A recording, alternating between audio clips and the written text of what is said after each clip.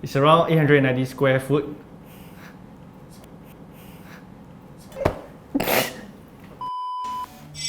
Hi, Crazy Nice Homes. Welcome.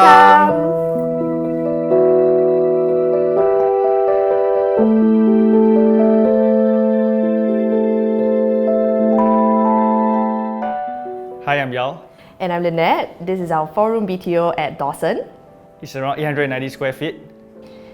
So I think the theme and inspiration for our house, it's a little bit of everything. Overall, we wanted to keep it very neutral, calm tone. So I leave her to do the aesthetics. You know, she can plan whatever she wants. But for me personally, it's really about the space saving concept. Because as you know, the house is not huge. So we have this glass partition. We remove the walls so to make the living room look bigger. The kitchen as well. So we hacked out the service yard walls. We have a half wall in the kitchen. So all to make it look more spacious. So in terms of space saving areas, first starting from our living room. So for example, our console is like longer in length as opposed to like a shorter one. So if it's longer, then it gives you the illusion that, you know, the space is wider. Keeping it close to the ground but not on the ground per se also helps to give the illusion in terms of height.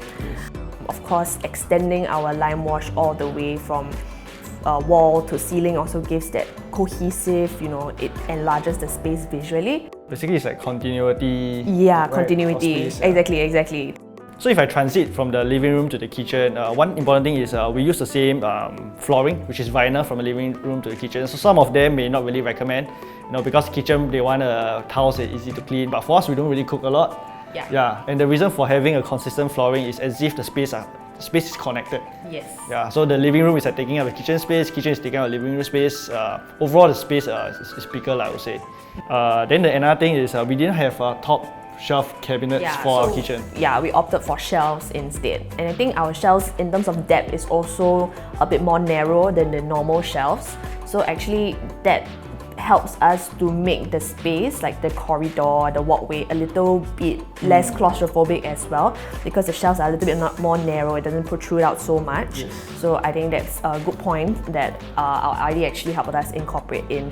We have no regrets so far. I think bottom cabinets are just like enough for us. Yes. Yeah, so we don't really need the top hung, and I think with a very small kitchen, this can potentially be a great space saving idea. So if you look behind us, this is a study room. Of course, you can see a glass panel. So now with work from home being an important thing. And I think separating the study and the living room is very important because we want to separate work and play, right? But of course, we don't want it to seem too officey. It might not match the overall vibe of the place. So we kind of broke it up. It's like 3 different glass panes with white frames, which I really like. It's just a little bit different from the normal standard glass pane, but it really just serves as a divider. One thing in our study that we also took into consideration was the cable management. As you can see, because of the glass pane, it definitely lets a lot more through visually when you first see everything is in plain sight, and then if it's messy, everybody knows it's messy. So I think one thing we tried to do was to keep the cables as neat as possible. So I think opted for was like this power socket. Yes. Yeah, power point that actually comes out from the ground. First, we have to do the electrical, the wiring for that before laying the vinyl over. Yeah, so it definitely has to be done at the start because then we can immediately connect it to our laptops, our monitors, without having to get like an extension plug, drag the wire from a wall. In the common toilet, we have the standing basin, where you see the bare toilet itself is really quite small. So the standing basin, one downside is of course you cannot put things on the basin itself. Yeah, but for the common bathroom is okay because this is not the place where you put our toothbrush and toothpaste. So I also think that, you know, in essence, it's really choosing things that are less clunky.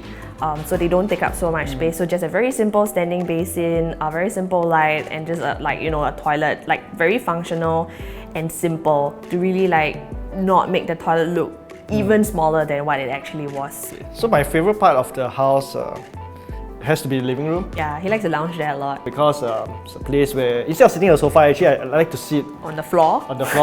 It's a bit like, it gives you the feeling like, you know, where overseas you go for Airbnb, a nice Airbnb, the kind of vibe which is very relaxing. But for me, my favorite part would definitely be the dresser. I think it's where I spend like quite a bit of time just being in a space away from everything else to get ready. I think that's nice. I love the fluted glass door. I like that we opted for open shelving. I mean, we can kind of display things like, bags, accessories, and things like that, which is like my favorite part. But I think, of course, the dust accumulation is one thing. And of course, if I had a chance to redo this, I might have opted for like open drawers, just so it's easier for me to retrieve all my bags that are on the inside. Yeah, so I think if I had a choice, I wouldn't just opt for like an open space that accumulates dust all the way inside. With drawers, it's also easier to clean. Yeah, so that's the only thing. But I think other than that, I love that space. So if I cannot find her in the house, right, I'll probably just go head straight to the dresser and she's probably there. Probably there. Yeah, that's true. I hope you enjoyed our little home tour. Remember to click the like and subscribe button to Crazy Nice Homes. And the notification bell to get the latest videos. Bye!